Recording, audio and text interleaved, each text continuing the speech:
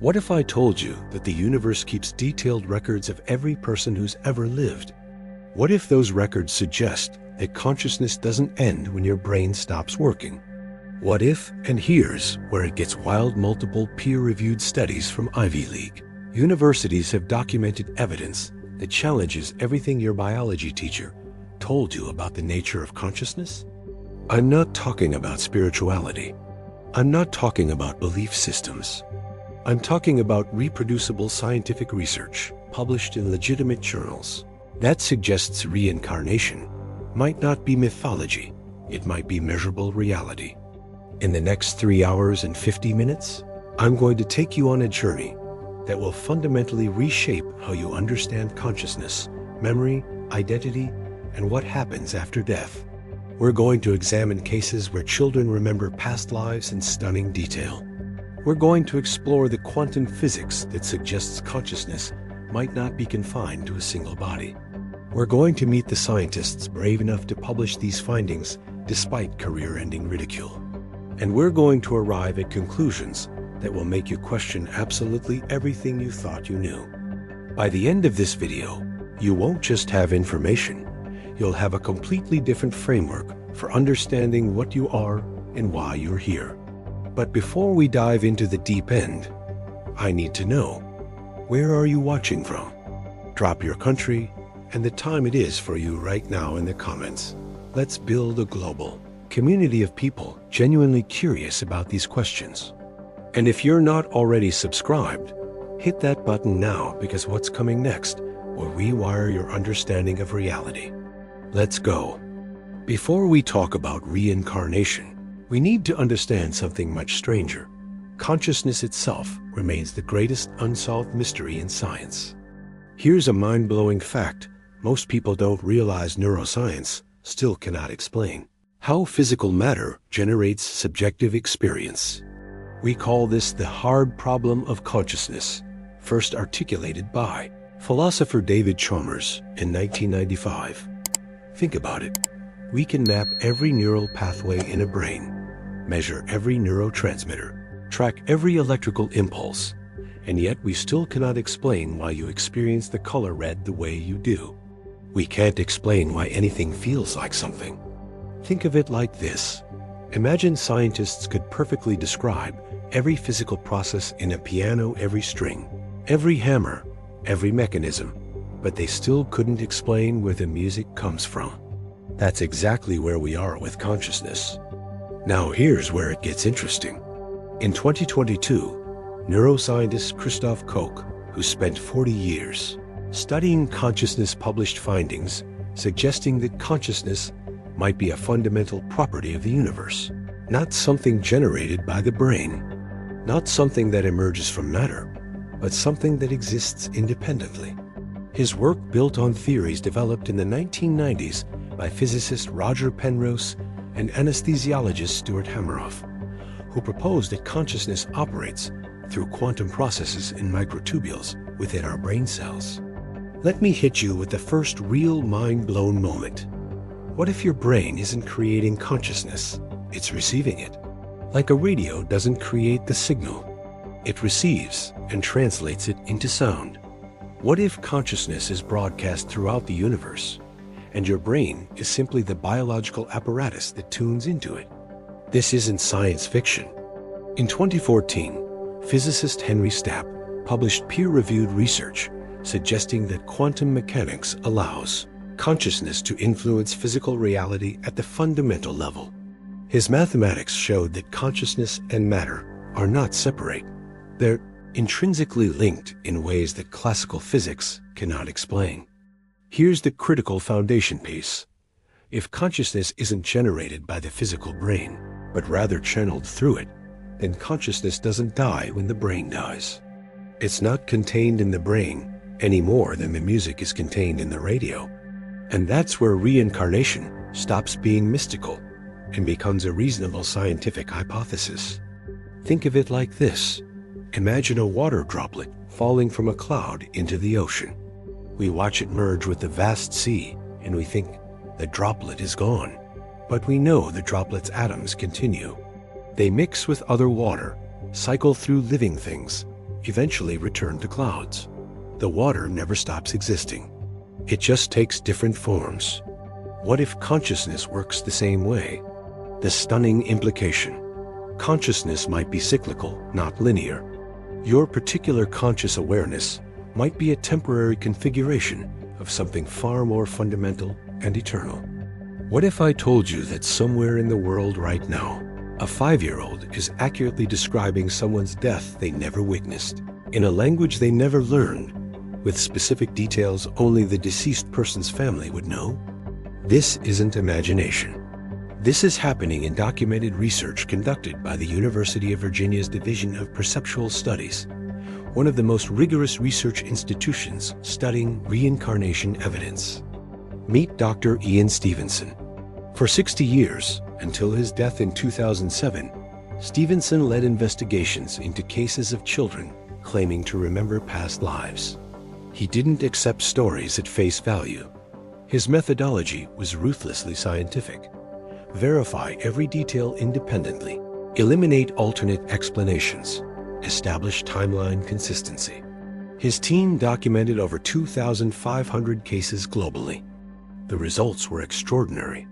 Here's where your mind might genuinely blow open. In case after case, children aged 3 to 7 provided specific information about deceased individuals, names, locations, causes of death, family relationships, personal details before meeting the family members or having any possible access to information. Not vague statements. Specific, verifiable facts. One of the most famous cases involves a boy named Phulan Sharma from India. At age 3, he began describing a past life with stunning specificity. He identified the village where he'd lived, Engia, named the family, the Mehra family, described his death in detail, stabbed during a business dispute, and even claimed to know where money was hidden in his former home. When Stevenson's team investigated, the boy led them directly to the village. He correctly identified family members from a lineup of photographs. He pointed out the exact location of the buried money in a manner consistent with the deceased man's testimony. Here's the critical thing. The boy had no contact with his family before the investigation. His parents had never been to that village. How do you explain a 3-year-old knowing the precise details of a stranger's death? Then there's the case of Bridget Murphy from Ireland. In 1950s Cork, a young girl began speaking about her past life as Sile, a peasant woman who died in the early 1900s. She used archaic Irish words and descriptions of local landmarks that no longer existed.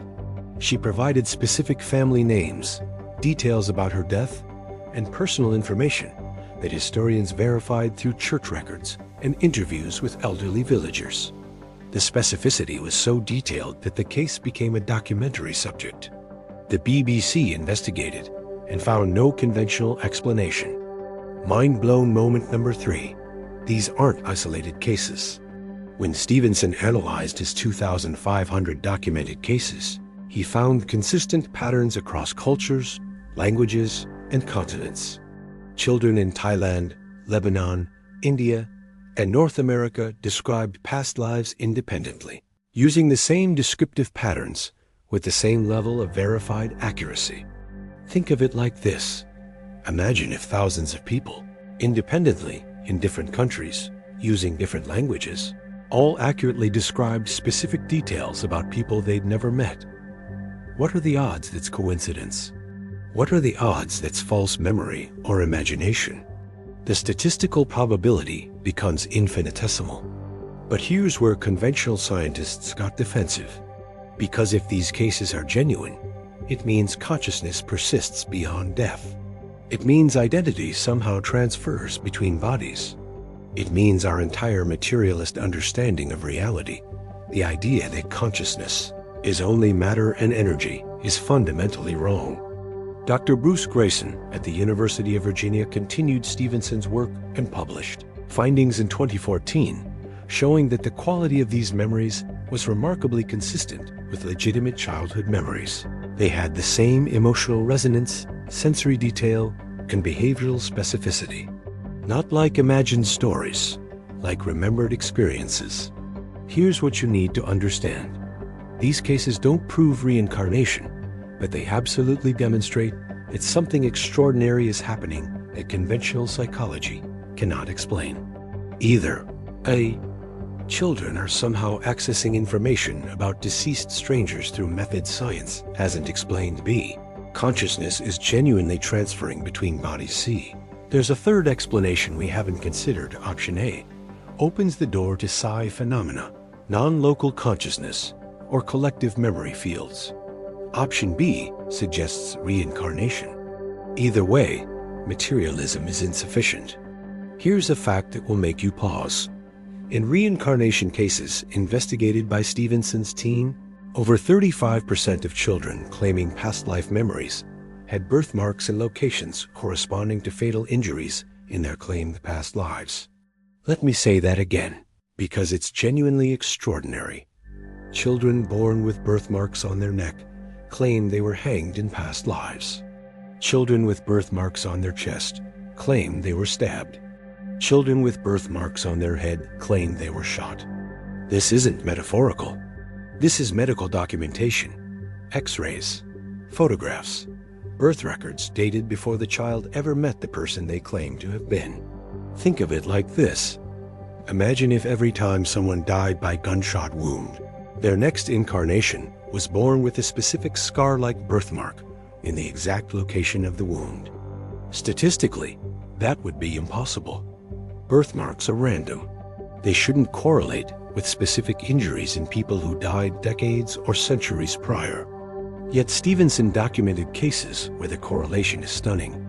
In one case, a boy named Rajesh Banerjee was born with a thin-line birthmark running across his neck. From age 3, he claimed to have been a man named Prem Pal Singh who was hanged by his cousin. Stevenson's team verified that Prem Pal Singh had indeed been hanged by a rope around his neck for cattle theft in 1957. Rajesh was born in 1960. The birthmark ran precisely where a rope would have compressed skin. Another case, a Lebanese boy named Jasbir Lal Jain was born with internal organ abnormalities. He spent the first few years of life completely nonverbal, unable to function normally.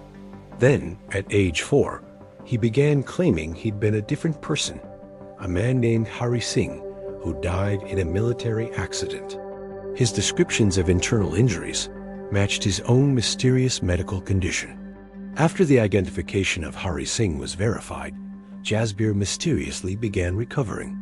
His organs normalized. His speech returned. Over 5 years, he became a completely healthy, normal child. Now, here's where conventional medicine has no explanation. How does identifying with the deceased person's medical history somehow cure that condition? Mind-blown moment number 4.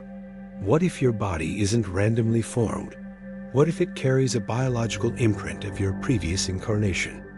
This connects to epigenetics, a revolutionary field that shows DNA expression isn't fixed, but responds to environmental and psychological information.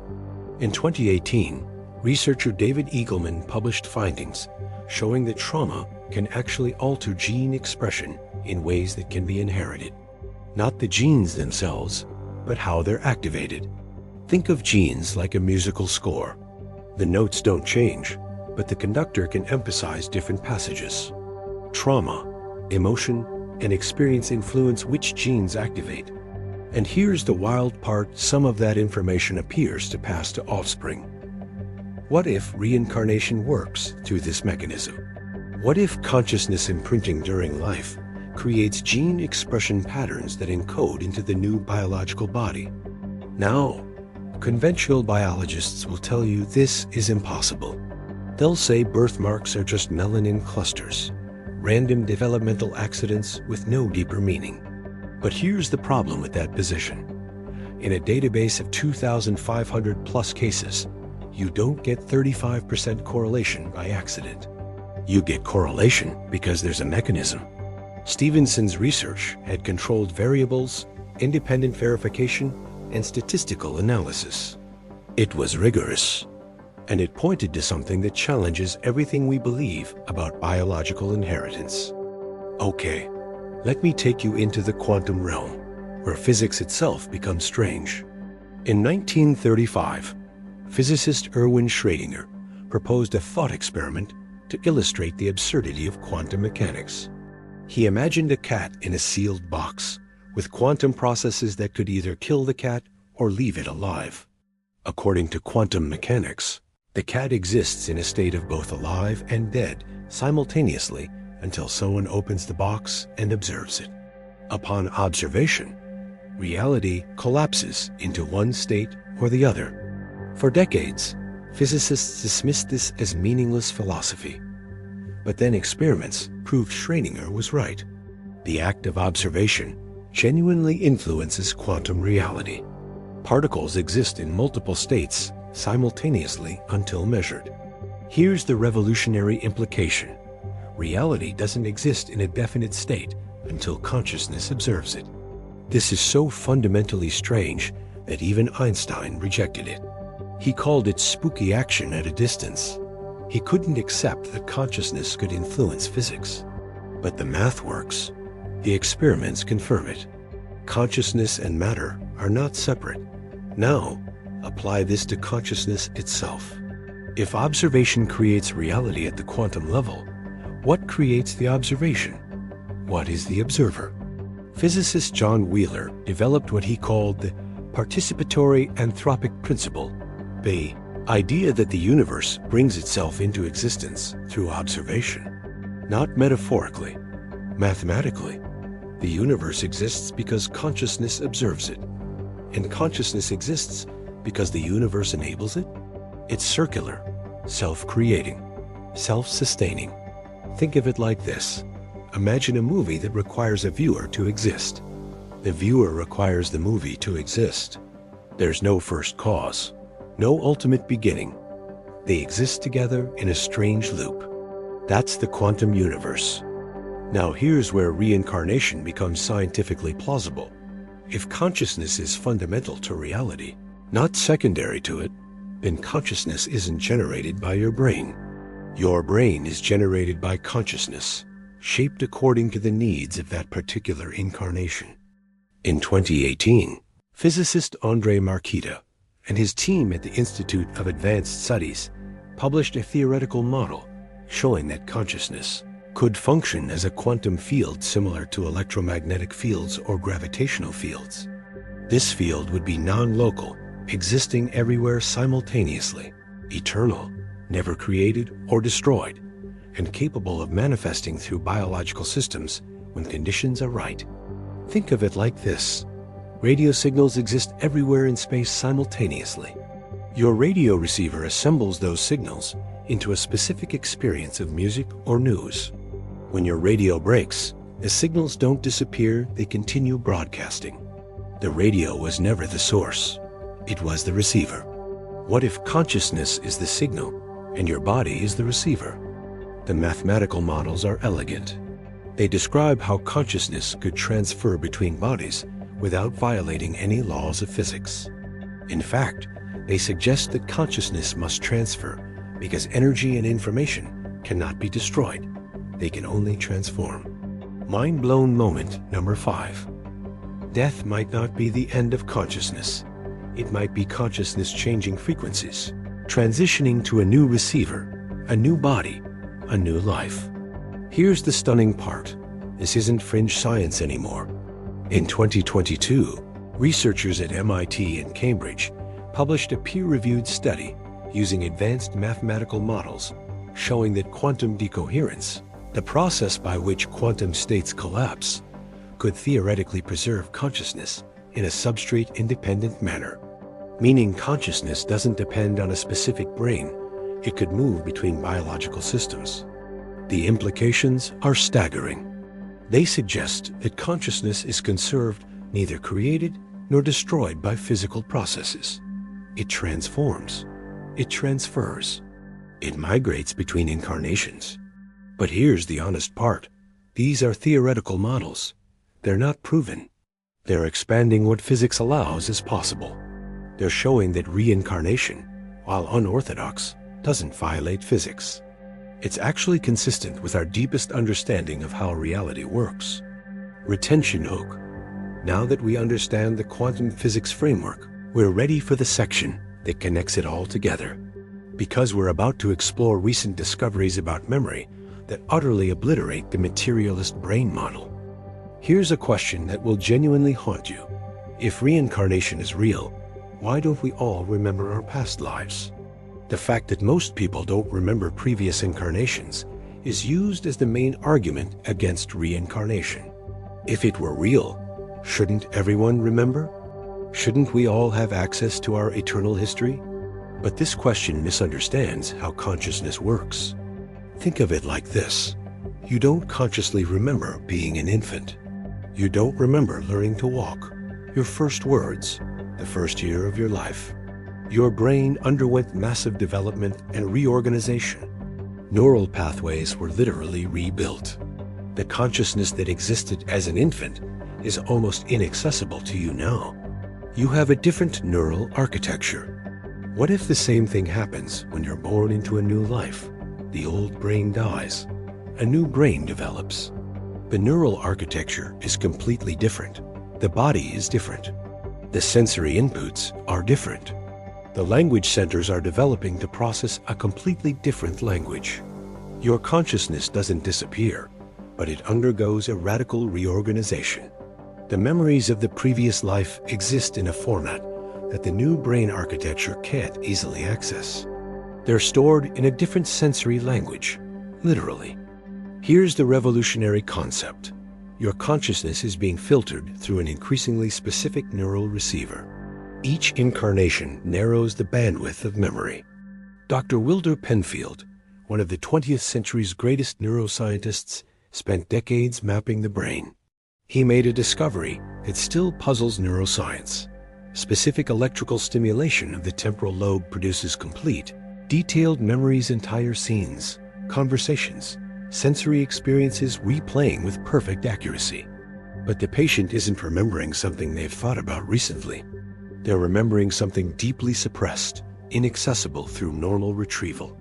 What if this is evidence of a memory archive that exists beyond normal consciousness?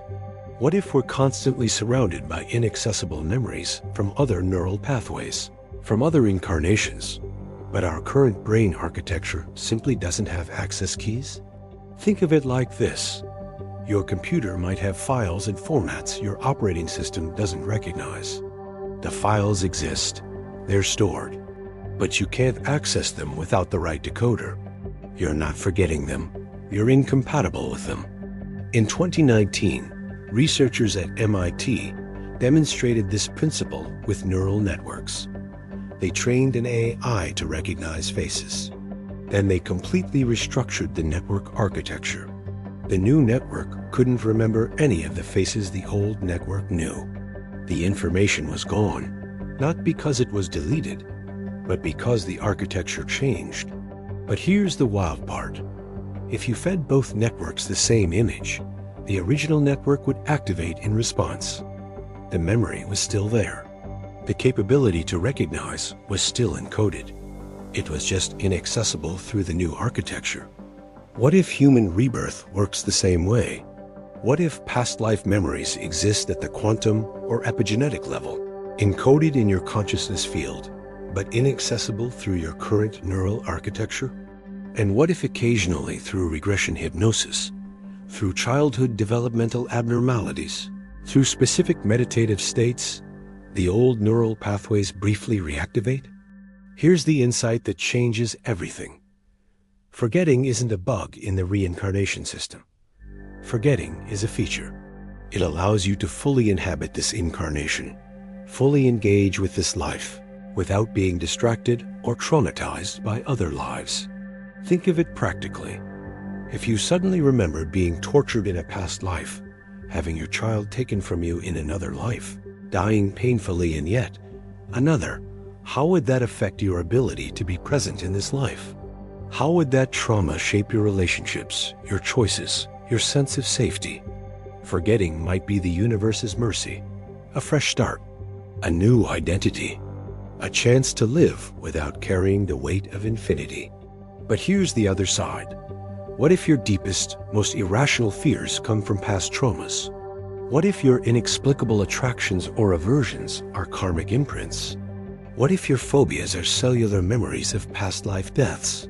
This connects to past life regression therapy, which is based on the premise that bringing these unconscious memories to consciousness and processing them can heal present traumas. And remarkably, it often works. In 2020, researchers published a meta-analysis of past life regression therapy outcomes, finding significant improvement in anxiety, depression, and PTSD symptoms compared to control groups. The improvement persisted months after treatment. How does recalling a fake memory heal real trauma? If it's just confabulation, why does processing it work? Mind-blown moment building. What if the story doesn't matter? What if the healing comes from accessing emotional content encoded in your consciousness field, regardless of which narrative frame you put around it? The therapists who use this approach successfully don't claim to prove reincarnation. They simply note that the process works. The subconscious mind, apparently, stores information outside individual lifetime consciousness. Call it past lives, or call it collective unconscious, or call it quantum memory field semantics, matter less than the fact that accessing and processing this information produces measurable healing. If consciousness truly continues after death, the question becomes, what determines your next life? Are you randomly assigned to a new body? Is it chance? Or is there intelligence, purpose, direction in the process? This is where most spiritual traditions converge on a single concept: karma. The idea that consciousness is drawn to situations and bodies that align with karmic necessity, the consequences of past actions balanced against present potential. But here's the wild part. Modern physics actually supports this. Think of it like this. A ball rolling downhill follows the path of steepest descent. It's not choosing. It's responding to gravitational potential. The trajectory is determined by the shape of the landscape. Similarly, if consciousness is a fundamental field in the universe, it wouldn't randomly jump between bodies. It would be drawn to incarnations that match its energetic signature, its karmic landscape. This is the principle of resonance. In physics, objects oscillate at their natural frequency. Strike a tuning fork at a particular frequency, and nearby tuning forks at that same frequency will vibrate in response. Different frequencies don't trigger each other. Think of each consciousness as a specific frequency. That consciousness would be drawn to reincarnate in circumstances that match its frequency. A consciousness with a violent, aggressive frequency would be drawn to circumstances that enable expression of that nature. A consciousness with compassionate, patient frequency would be drawn towards circumstances enabling expression of that nature. This isn't punishment or reward. It's resonance. But here's where it gets sophisticated. What if consciousness chooses which frequency to embody? What if there's growth happening? In 2017, philosopher and neuroscientist Sam Harris published research on the neuroscience of free will, concluding that consciousness always exists within constraint. You don't choose which body to be born into, which culture, which time period. But within those constraints, you choose how to respond. And those choices shape your consciousness field. A human born into poverty might respond with compassion, choosing connection and mutual support. Or they might respond with desperation, choosing theft and violence. Same circumstance, different choices, different frequency development. What if consciousness gradually evolves through incarnations? What if you come back repeatedly until you've learned the lessons available in human form? Dr. Michael Newton spent decades conducting life-between-life regressions hypnotic sessions, where he took people beyond their past life, memories into what they described as the spirit world between incarnations. He documented over 7,000 cases and published his findings in 3 books. In these sessions, people consistently described remarkably similar experiences: leaving the body, experiencing light, reuniting with guides or spiritual counselors, reviewing the life just lived, making agreements about the next incarnation. The descriptions were consistent across cultures, religions, and belief systems. People with no prior spiritual training described the same process. Now, here's the honest disclaimer. These are subjective experiences under hypnosis. They're not verifiable in the way physical evidence is, but the consistency is striking. The detail is profound, and people report profound transformation after these experiences. What if Newton was tapping into genuine memories of the between-incarnation state? What if consciousness does engage in review and planning between lives? Mind-blown moment building. What if you're not randomly here? What if you chose to be born in this time, to this family, with these challenges, because you needed this specific education? Think of it like this. An advanced student doesn't randomly choose courses. They select courses aligned with their current mastery level and growth edges. What if you're doing the same with incarnations? Choosing circumstances that will expand you in ways generic comfort never could? This explains something profound. Why do so many people feel called to specific purposes?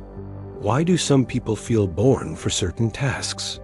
Why do some individuals seem to carry an inexplicable sense of mission? What if it's because you're responding to choices you made between lives? Here's a practical implication. If consciousness chooses incarnations for growth, that means your current circumstances, even the painful ones, are lessons you signed up for. This doesn't mean you accept victimhood. It means you recognize the growth potential in difficulty. In 2018, psychologist Pema Chidron published research on how adversity becomes catalyst for growth when reframed as meaningful rather than random. People who viewed their suffering as purposeful, as part of a larger growth arc, experienced significantly better outcomes than those who viewed it as meaningless. What if the universe provides exactly what you need to grow? Not what you want, what you need. Let me blow your mind with a question. What if human evolution isn't just biological? What if consciousness itself is evolving? Conventional evolutionary theory focuses on genetic change over millions of years. But there's a strange problem. Human consciousness changed radically in the last 5,000 years without corresponding genetic changes. The human brain is roughly the same as it was in 3000 BC, but consciousness, art, science, philosophy, technology evolved exponentially. This is impossible to explain through genetic evolution alone, unless consciousness can evolve within a single lifetime and carry that evolution forward to subsequent incarnations. Think of it like this. Each generation of humans can access the discoveries of previous generations. They learn in schools, read books, inherit knowledge. This is cultural evolution. But what if consciousness itself can evolve similarly? Each incarnation learns wisdom from previous incarnations, accumulating understanding, building towards something greater? This is the concept of axial age evolution, proposed by philosophers like Jean Gebser. The idea that human consciousness goes through developmental stages, like individuals go through developmental stages from childhood to adulthood. In infancy, consciousness is pure sensation. In childhood, consciousness develops logic and rules. In adolescence, consciousness develops self-reflection and questioning. In adulthood, consciousness develops systems thinking. In mature adulthood, consciousness develops wisdom and integration. What if humanity is going through the same progression across incarnations? What if the violence and tribalism of ancient humans reflected a child consciousness level?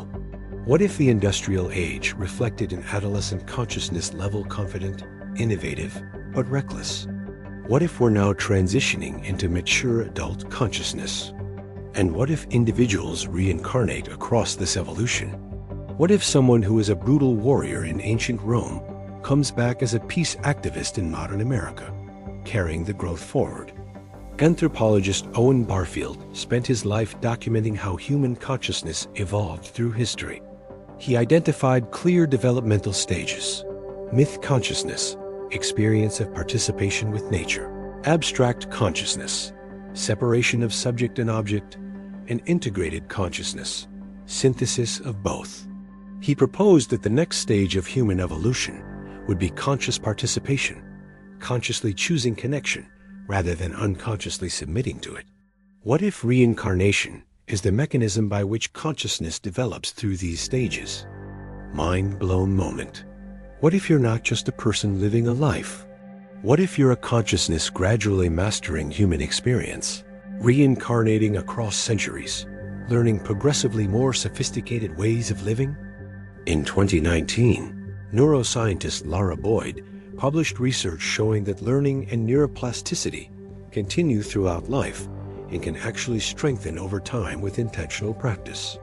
But more fascinating, she found that learning in one domain actually strengthens your capacity for learning in other domains. The brain develops meta-learning ability learning how to learn.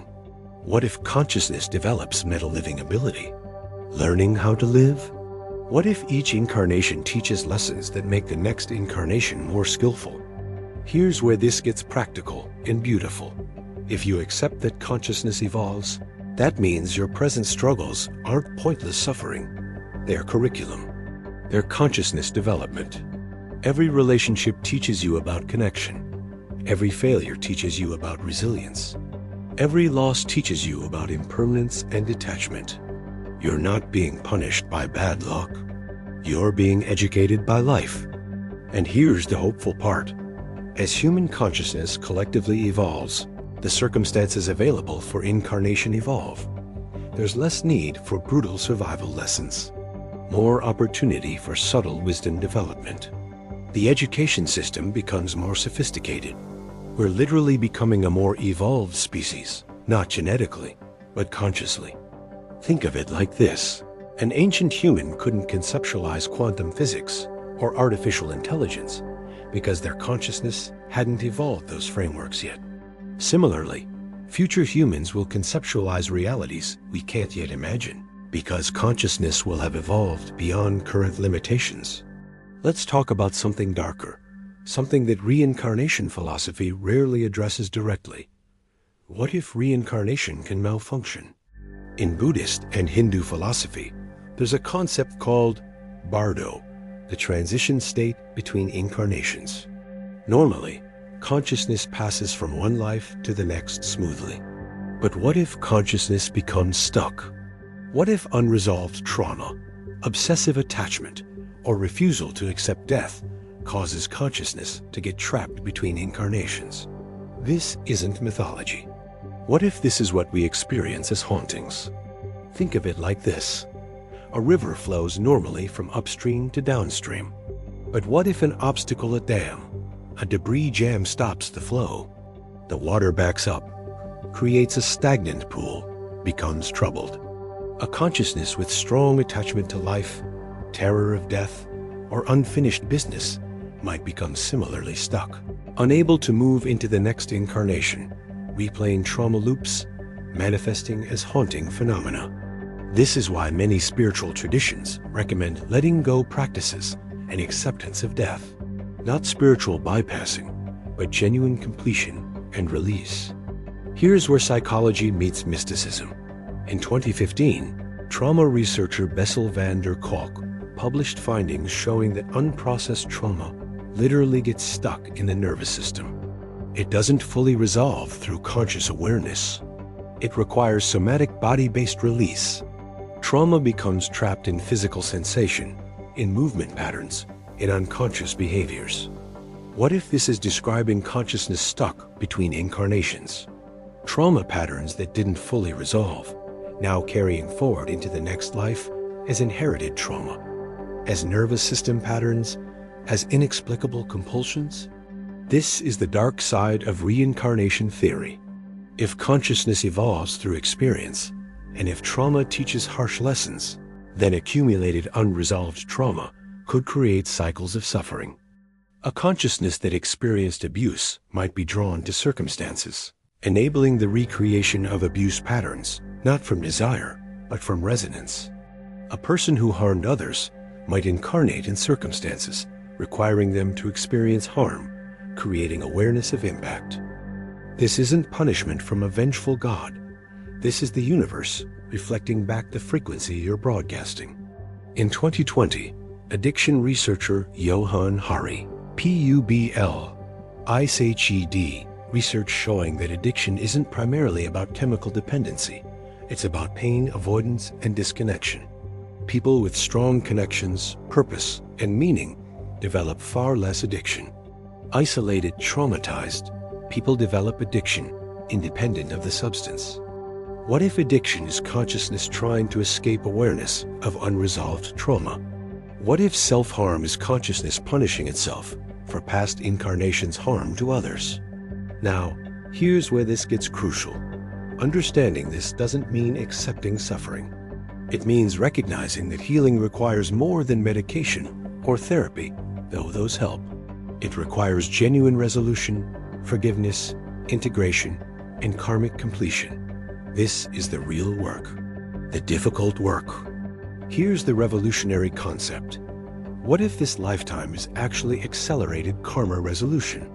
What if you're incarnating in a time of unprecedented opportunity and challenge, specifically because your consciousness is ready to resolve generations of karmic patterns? In 2016, planetary scientist James Lovelock published research on Gaia, the idea that Earth itself is a living, self-regulating organism. And he noted that we're at a critical point.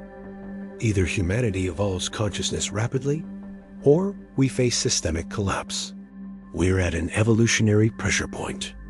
What if consciousnesses incarnating right now are specifically those ready for accelerated evolution? What if you chose this time, with its crises and challenges, because you're ready to grow faster than ever before? Here's what most reincarnation teachings miss. You're not passive in your karma. You're not just a victim of patterns. You can actively break cycles. The universe isn't designed to punish you. It's designed to educate you.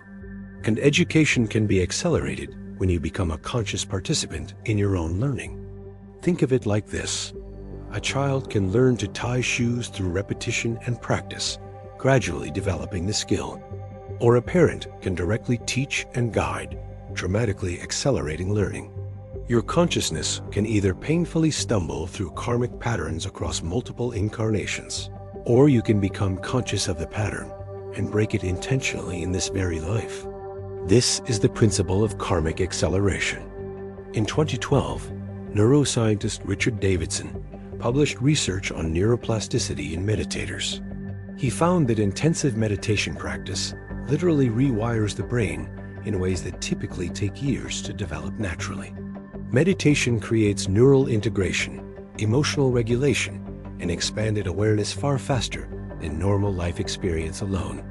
What if meditation is consciousness deliberately accelerating its own evolution? Similarly, in 2018, trauma researcher Edith Kramer published findings on post-traumatic growth, the phenomenon where people who deliberately work with their trauma, rather than avoiding it, actually develop deeper wisdom, stronger relationships, and more meaningful lives than those who never faced adversity.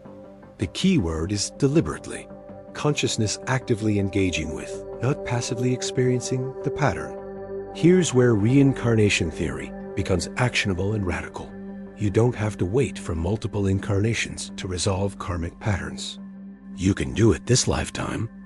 If a consciousness has created karma through harm causing, the resolution isn't waiting for consequences.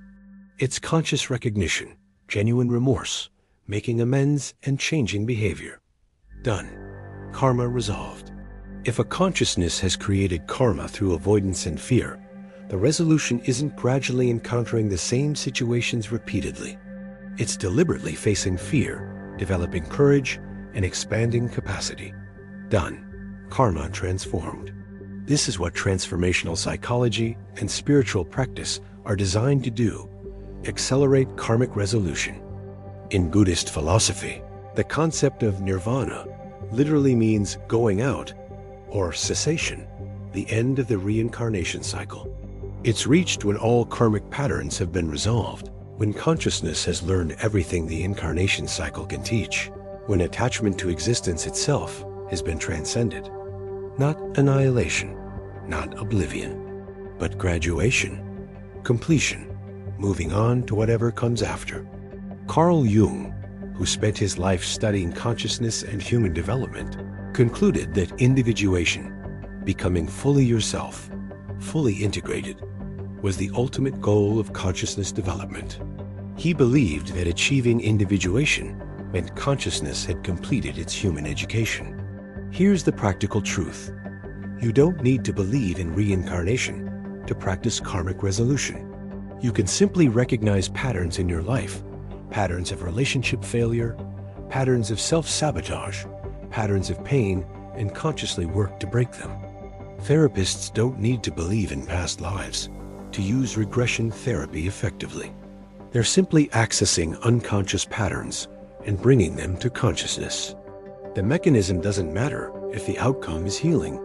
Similarly, you can approach this lifetime as conscious education.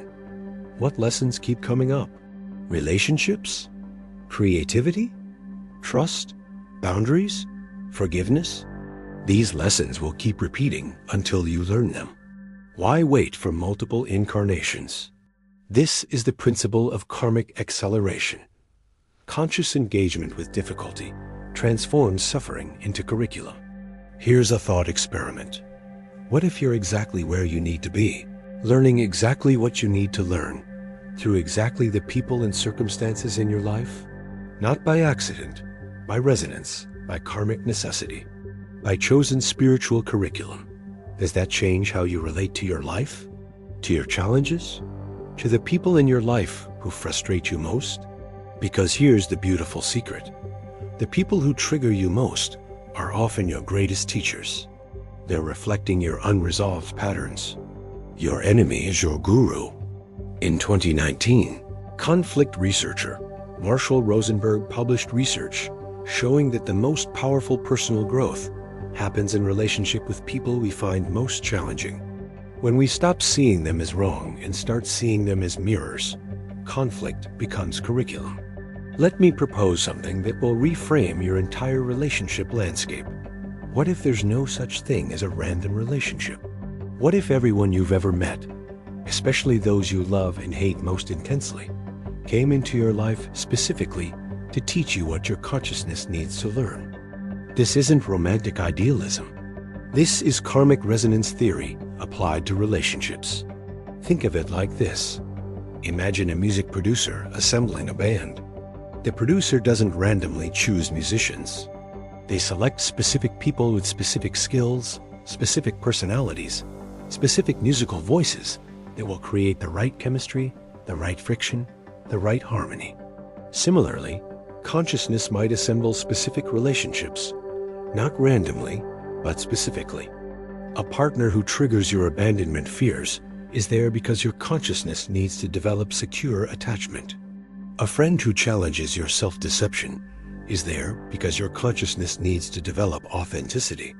A difficult family member is there because your consciousness needs to develop compassion or boundaries.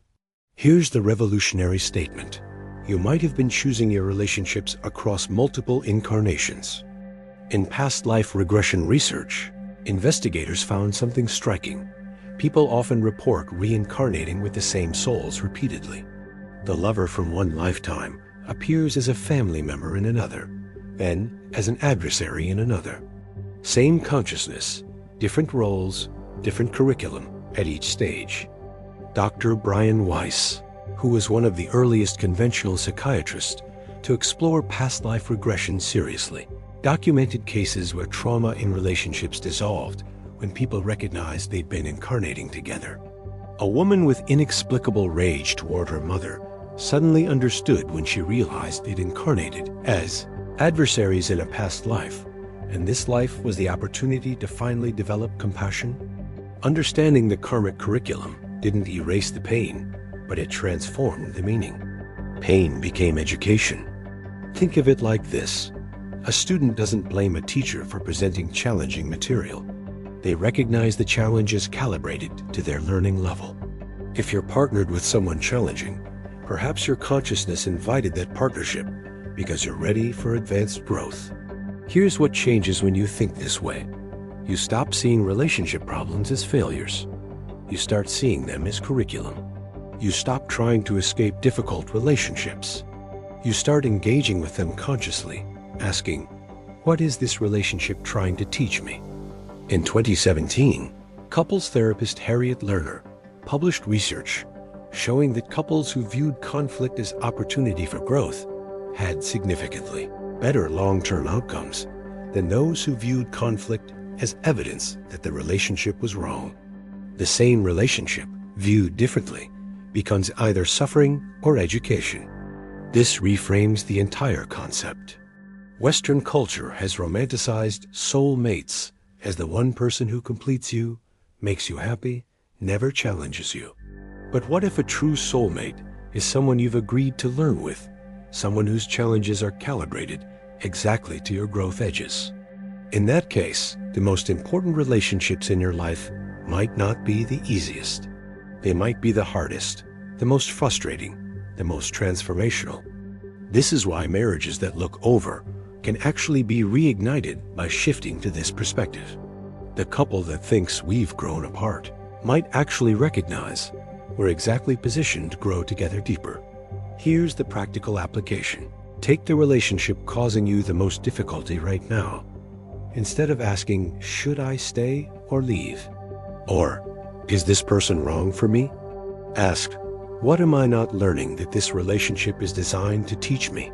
Sometimes the answer is, I'm not learning to leave unhealthy situations, and that becomes the curriculum.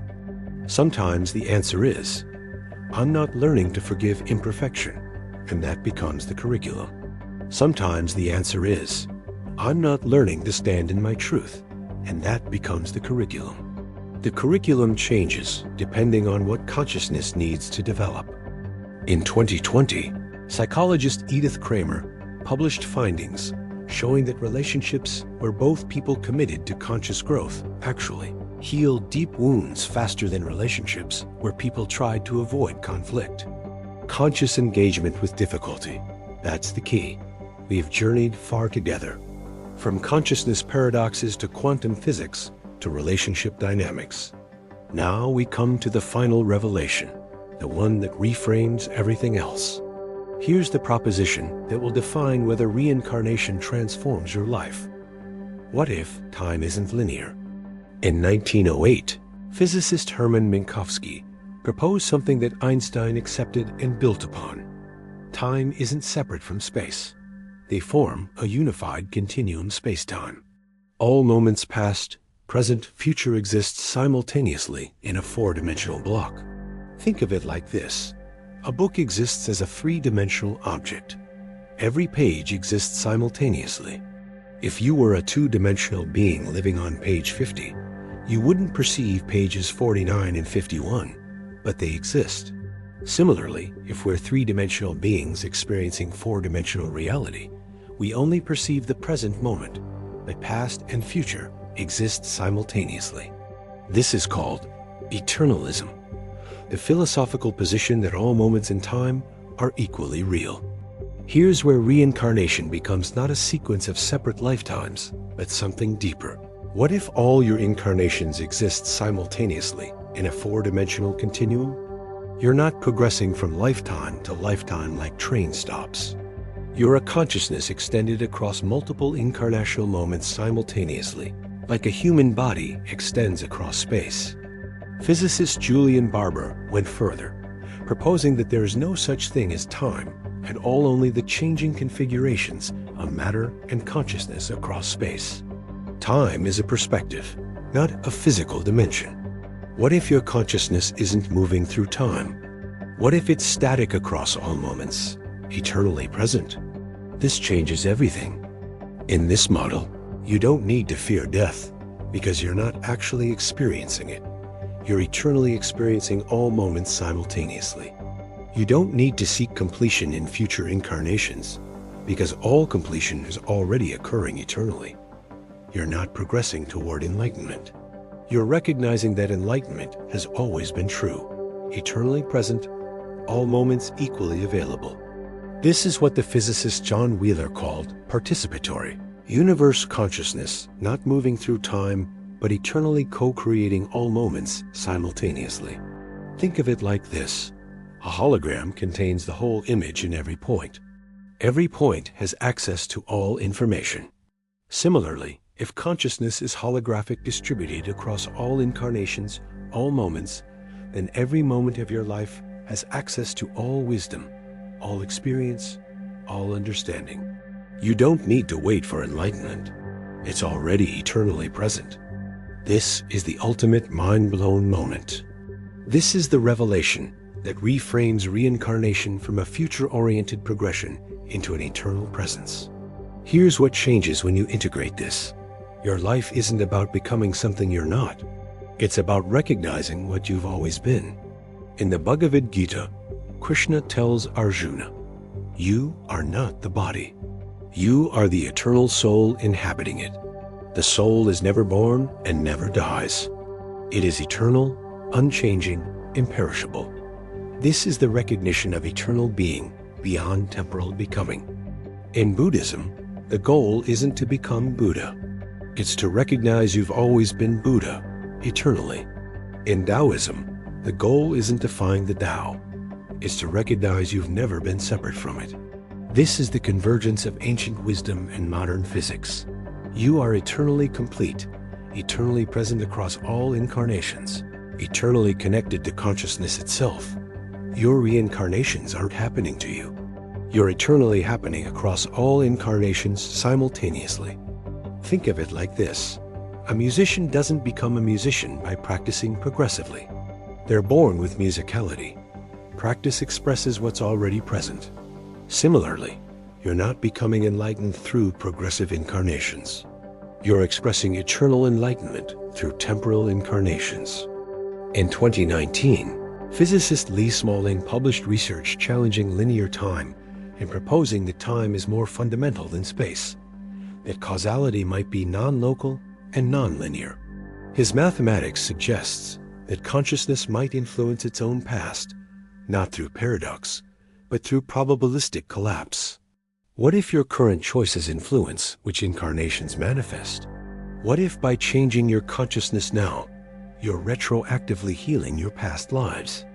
This is the power of forgiveness. This is the power of transformation.